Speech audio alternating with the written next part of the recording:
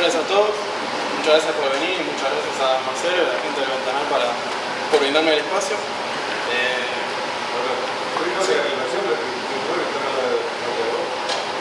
¿Ustedes se escuchan? No hay problema.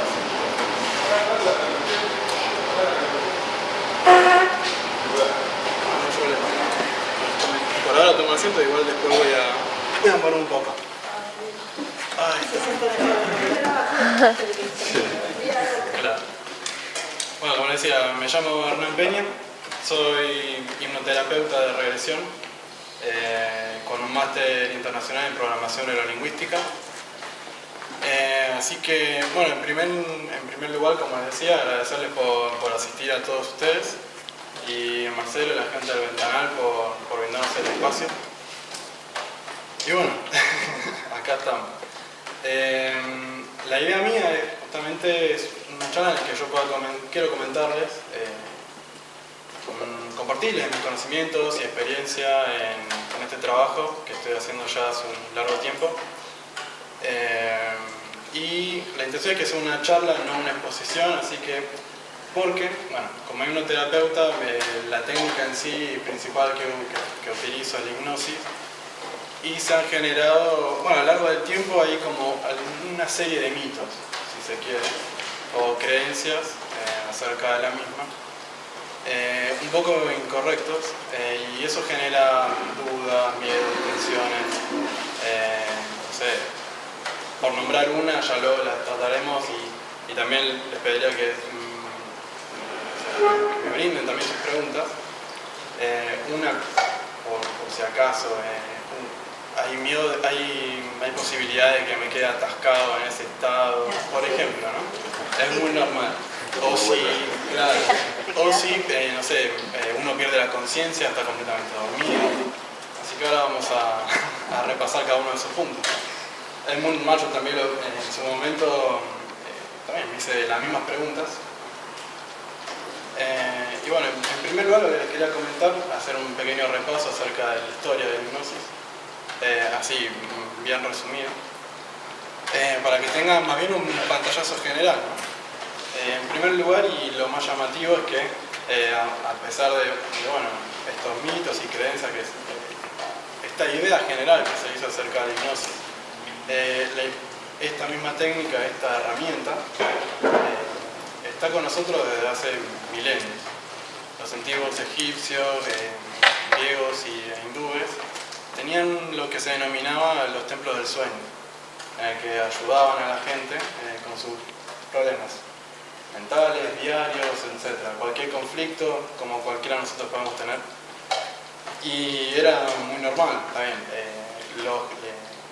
Los que trabajaban en esos templos estaban capacitados en su momento con esta herramienta. Una herramienta que a lo largo del tiempo fue evolucionando, adoptando otras técnicas, otras herramientas, evolucionando en el modo también de hacerlo. También vamos a ver los puntos de la técnica en sí, qué es lo que implica, los pasos, cómo es una sesión. Por nombrar un ejemplo, antiguamente se utilizaba mucho que es una sugestión directa, que es por ejercer la jerarquía de uno como terapeuta, como si tuviera el poder y someto, entre comillas, a la persona, como en dormite ahora, etc. Y eso funcionaba y sigue funcionando, ¿no? Hasta hoy en día, por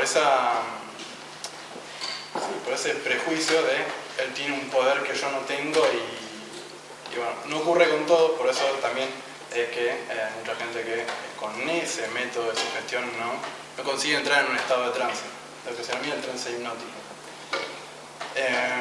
Siguiente punto destacable en la historia es en el 1200, en el Imperio Persa, médico, filósofo y científico persa Avicena estudia este estado en el que la gente evidentemente estaba dormida y despierta al mismo tiempo.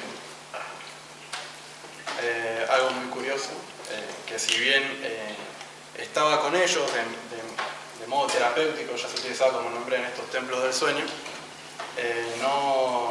nadie se había puesto a investigar exactamente cómo es que funcionaba, etc. Luego, en el siglo XVIII, Franz Mesmer formuló la famosa teoría del magnetismo animal. En esta formulaba o explicaba, más bien teorizaba, acerca de la existencia de una energía que se irradiaba de un ser vivo, cada uno de los seres vivos, y que podía influir y aplicarse hacia otros seres vivos, incluso con efectos terapéuticos. Utilizaba, a su modo, en ese momento de la historia, con la evolución de esta técnica, utilizaba la hipnosis, en lo que denominaba sueños magnéticos o mesmerismo, que eso es así como se denominaba la técnica en sí, lo que él había desarrollado. Fue muy famoso, él es de Viena, se trasladó a Francia y trató con cada uno de los problemas de la gente, tanto ricos como pobres, e incluso llegó a ser el médico, el terapeuta oficial del rey de España en el siglo XVIII. Luego, recién en el siglo XIX, llega de la mano de James Braid, acuñó el término de hipnosis a este estado de aparente catalepsia en el que la gente estaba dormida, despierta. Todavía no se había desarrollado lo que era un método científico en el que se pudiera, como el que conocemos actualmente, en el que se establecieran ensayos, etc. En ese momento, en el siglo XIX, se adopta, gracias al análisis y a los resultados categóricamente positivos, se acepta la hipnosis como un método terapéutico. Sin ir más lejos, y aunque a muchos le llama la atención cuando lo nombro, a Freud fue un principal exponente de la materia. Sin ir más lejos, los primeros 10 años de su actividad profesional fue utilizando la hipnosis. Era un terapeuta, o un hipnoanálisis, como se suele denominar. Nuevamente estaba influenciado por el momento del desarrollo de esta técnica y el pensamiento y la corriente de esa época de historia. Es muy curiosa su historia. Cuando era un joven estudiante de medicina, asistió a lo que era hipnosis de show, de teatro, que suele no dar demasiado buenos créditos a esta técnica, por diversos motivos, y también generan estos mitos de uno pierde control, no se acuerda de nada, etc. Que luego voy a explicar por qué es que funciona eso y por qué a veces no también. Una cosa, yo supuestamente esto lo estaba haciendo para grabarme y me di cuenta que me olvidé, así que me lo voy a quitar. Estaba justamente grabando ahí audio y video, así que esperemos que ahí sí quede registrado. Tal cual. Bueno, cuando era un joven estudiante de medicina, asistió a uno de estos shows, a estos eventos, que si bien ya estaba el hipnosis estaba utilizada ya como herramienta terapéutica, también tenía esta otra vertiente, en la que permitía disfrutar, organizar shows, etc., justamente por el gran poder de esta herramienta. Cuando estaba estudiando para medicina, asistió a uno de estos shows de uno de los principales exponentes de ese tipo de aplicación, más bien de show, que se llamaba Carl Jensen. Era muy conocido, muy famoso, y se hacía llamar Jensen le Magnetiseur, que es el magnetizador, justamente derivado de aquella teoría de magnetismo animal.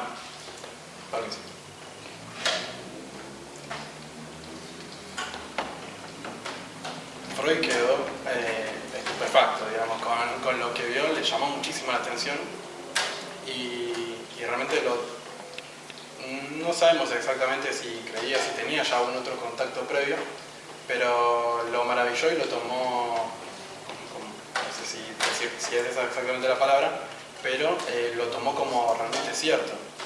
No vio indicios de fraude ni nada. Vio a la gente en ese tipo de eventos, estar en ese estado, con los ojos cerrados, completamente relajado, y la gente hacía cosas increíbles, ¿no? Entonces se encargó por su cuenta de estudiar y practicar esta técnica. Estudió con dos de los principales exponentes de la rama terapéutica de la hipnosis, que fueron Jacob y Berghem, de las principales escuelas del mundo, bueno, en Europa en ese momento, que eran de Salpêtrière y de Nancy. Bueno, aprendió con los mejores en ese momento, y ahí comenzó su actividad como terapeuta, desde 1886 a 1896, exactamente 10 años. Él, justamente por el modo en el que se trabajaba en aquella época,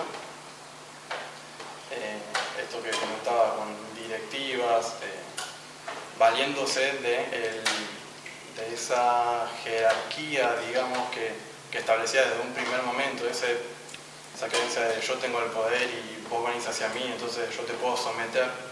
Así más lejos era, le ponía la mano a la frente y le decía, dormite y contame lo primero que viene a tu mente. Se establecía una dependencia del paciente con el terapeuta. Entonces, si bien los resultados eran completamente efectivos, eran beneficiosos para la persona, aproximadamente a los 3-4 meses la persona regresaba y decía, me está volviendo a pasar lo mismo. El caso más conocido, y creo que fue el primero con el que trató, si no me equivoco, es una madre que no podía amamantar a su propio hijo. Cuando tuvo su sesión con Freud, salió de ahí como normalmente sin ningún problema a la hora de alimentar a su hijo, pero bueno, como comenté, a los 3-4 meses regresaba siempre. Entonces él terminó derivando, empleando otros métodos, y esto derivó en el psicoanálisis. Uno de los tantos elementos que se pueden nombrar es la asociación libre de lo que surgía, y él comenzó a crear un modelo, digamos, de funcionamiento, y bueno, algunos de sus tantos ensayos y escritos, que en un análisis no muy profundo, pero leyendo al fin y al cabo toda su producción, uno encuentra esto realmente, sus experiencias con hipnosis. Nombra que la historia nunca jamás, casi literalmente me la va a acordar, la historia nunca ponderará lo que el psicoanálisis le debe a la hipnosis en cuanto a su teoría y práctica. La verdad es una muy buena frase. Yo cuando la descubrí en su momento me llamó mucho la atención, porque la verdad nunca había escuchado su trabajo con la hipnosis, desconocida esa parte. Luego, y ya para ir metiéndonos en lo que son regresiones, bueno, yo trabajo principalmente con lo que es las regresiones a la vida entre vidas. Ya lo voy a explicar luego porque hay muchísimo ahí para contar, pero también se pasa por lo que es la regresión o obtención de recuerdos de lo que son las vidas pasadas. Este tema también hace muchísimos años que está entre nosotros, más allá de que uno pueda creer o no. Está escrito en textos antiguos de los hindúes, los Upanishads, religiones a rolete, a más no poder. También es una corriente, un pensamiento que fue adoptado por muchísimos pensadores de la historia, Benjamin Franklin, Walt Whitman, Henry Ford, muchísimos que uno podría nombrar. Y en la actualidad, más bien comenzando a aplicar el método científico, hubo un primer caso que se hizo mediático en cuanto a vidas pasadas, que fue en 1950. En Estados Unidos una mujer acusaba recordar vívidamente una vida en Irlanda del siglo pasado, y me llamó mucho la atención, y sin hicieron sus estudios como para tratar de constatar los datos, y en esa ocasión puntualmente, lamentablemente no se pudo corroborar, pero luego hubieron muchos otros en los que sí. Sin ir más lejos de hacerse mediático, también generó este movimiento, este interés en el que investigadores y también gente por su cuenta, porque no era el primer caso, sí el primer caso mediático, que hubo una cobertura, digamos, en la sociedad, en la prensa, pero se comenzó a estudiar un poco más esto. Con método científico, una de las principales investigaciones lo realizó Ian Stevenson, ya para la década del 70, 1970, en el que constató muchísimos casos. Bueno, hay muchos otros investigadores, ¿no? Yo nombro este porque llegó a la conclusión de que los recuerdos del día pasado, el hecho de la reencarnación, etc., era al menos categorizable y debía estudiarse científicamente. Realmente tenía un peso como para estudiarlo. Él, como tantos otros, y curiosamente era completamente escéptico de esto, y por eso él también dijo: yo voy a estudiar esto a ver si es cierto o no. Y encontraron, contrariamente a lo que creían antes, que bueno, por lo menos era como para tener en cuenta.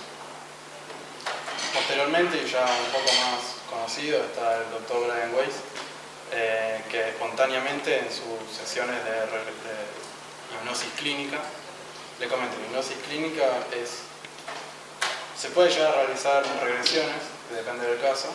Hipnosis clínica es, por ejemplo, hay una persona con algún problema en particular, quiero dejar de fumar, quiero adelgazar, tal cosa, o algún problema conciso, ¿no? Comencé a trabajar de esa manera también con hipnosis clínica, pero terminé trabajando con esto porque realmente uno termina comprendiendo con regresiones, comprendiendo el origen del problema, y hay muchísimas más herramientas para trabajar de modo terapéutico.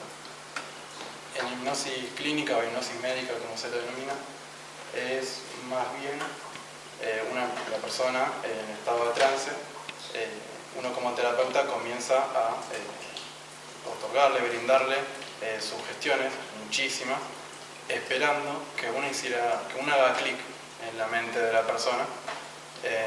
A veces se consigue, otras veces no. Así es como también existen las grabaciones que uno puede conseguir, grabaciones para dejar de fumar, etc. Y a algunos realmente les sirve, les beneficia, y otros no. E incluso hay algunos que definitivamente pudieron resolver sus conflictos, o hay aquellos que durante un tiempo nomás.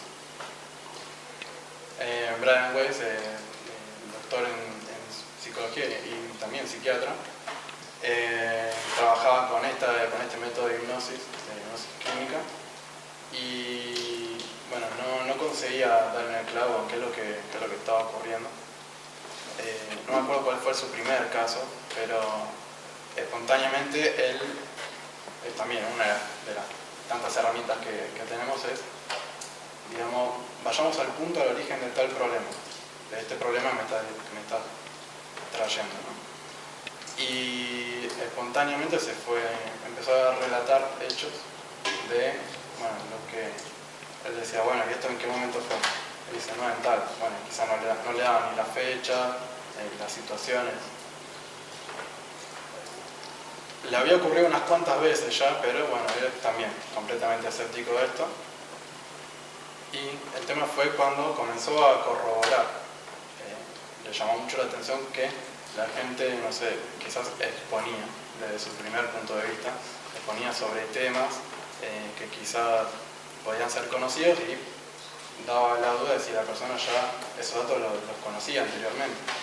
Pero luego habían casos en los que era imposible, incluso se encontró, esto también fue muy llamativo y me ocurre a mí también, casos de xenoglosia, se denomina, en el que la persona comienza a hablar en idiomas o en lenguajes desconocidos, tanto para esa persona y a veces para mí también.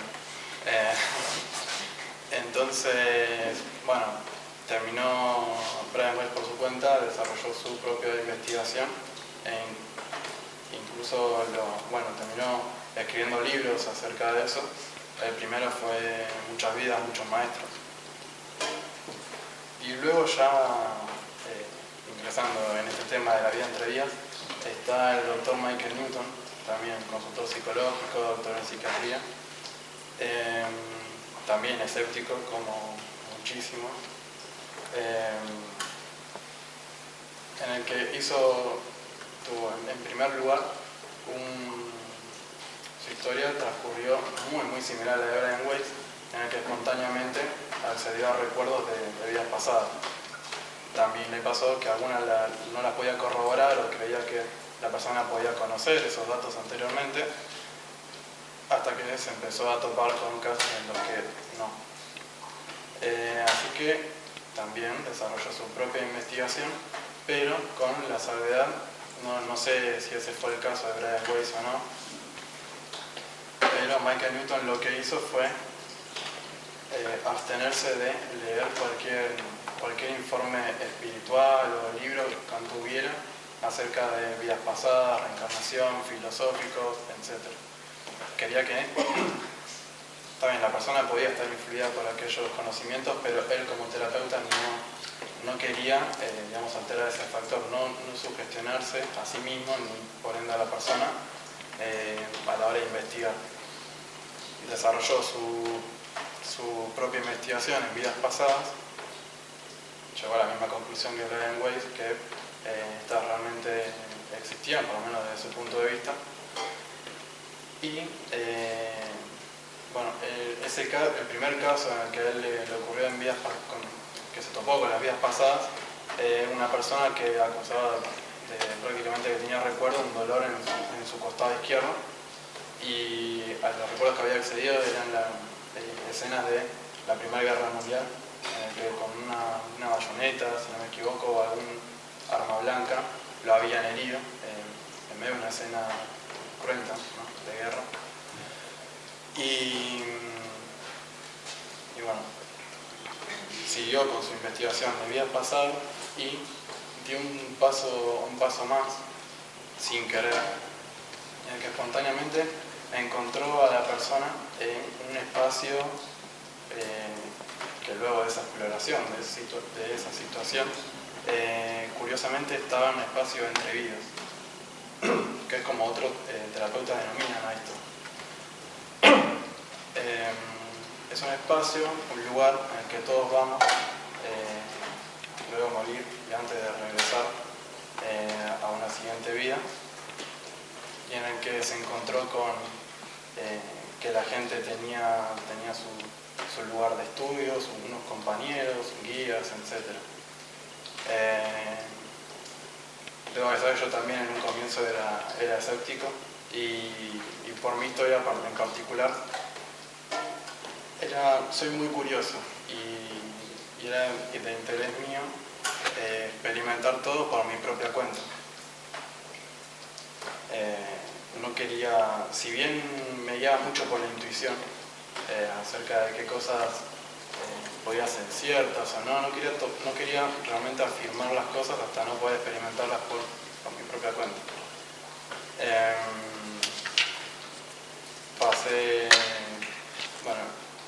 Para contarles un poco de mí, y luego continuaré con Newton en su investigación en sí. También tuve, a lo largo de mi historia, mis traspieces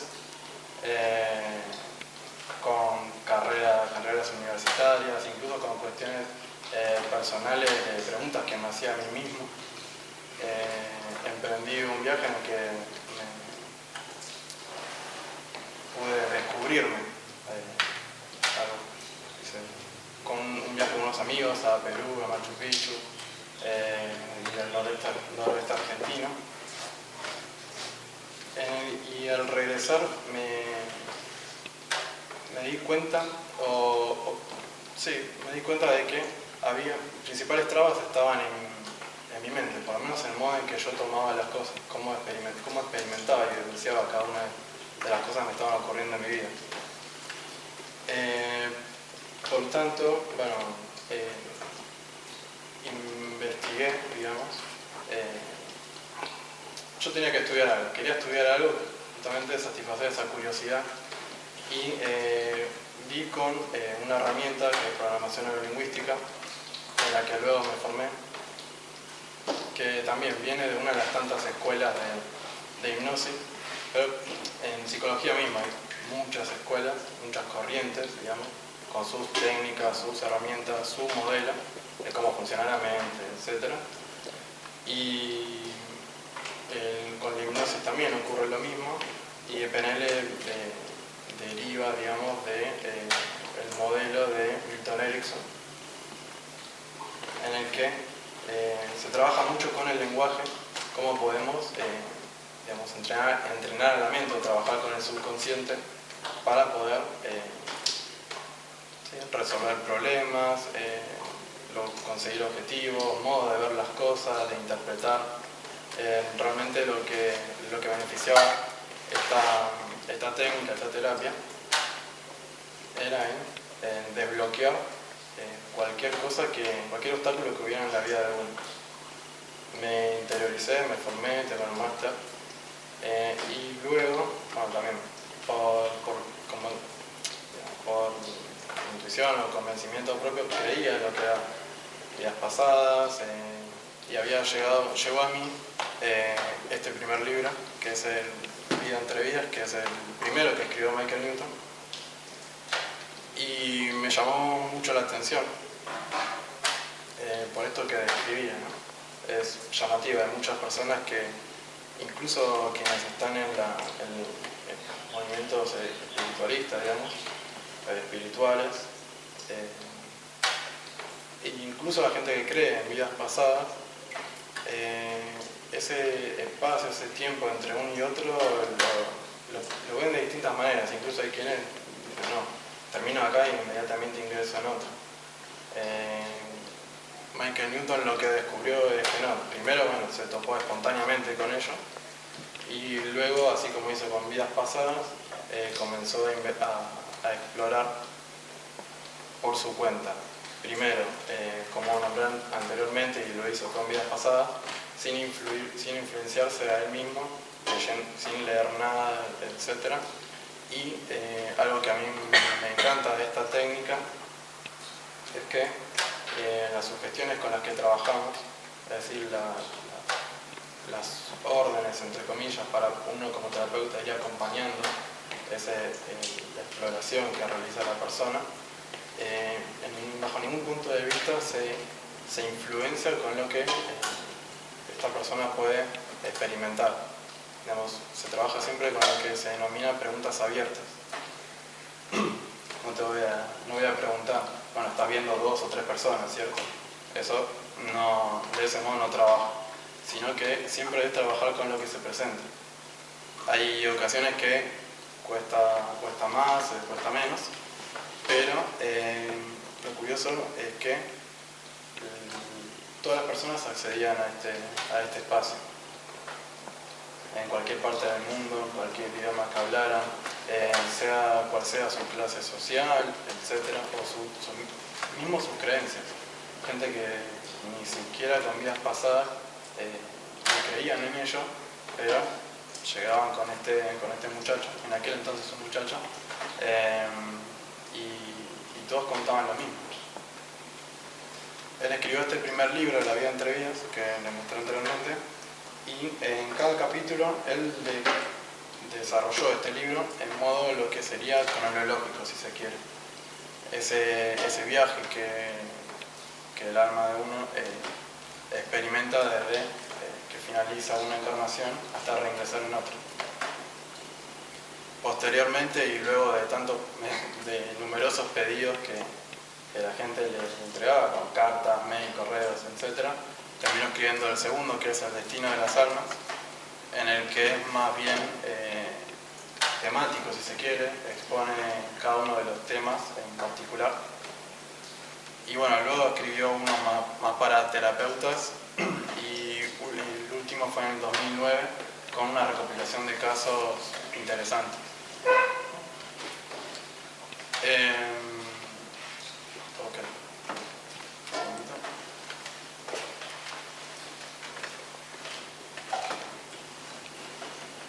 Primero, eso fue un gran